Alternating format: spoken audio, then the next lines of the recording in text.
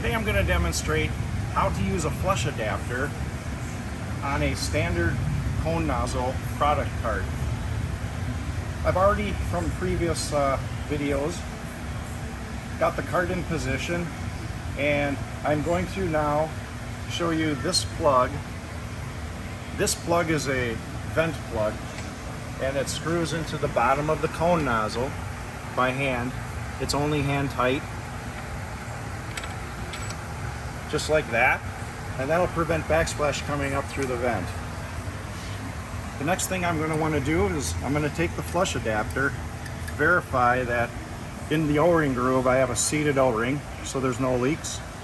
This is the other end where you will connect your hose for whatever product recovery and media that you have when flushing. So it's very simple to attach. There's some hooks here, and I'm just going to attach these hooks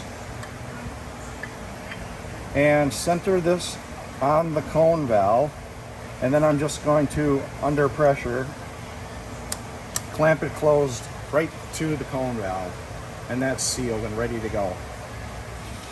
So I'll follow through now. For demonstration purposes, you'll be using your hose attached, but I'm going to use a flush trough to flush into to demonstrate how this is done. So once again, just leave a little bit of clearance between the top of the flush trough and the bottom of the nozzle. And I'm going to lock my cart. I'm using 5-gallon pails for recovery. And it's as simple now as going into the flush mode. At the operator panel, all I'm going to have to do is go right to the flush mode and turn it on.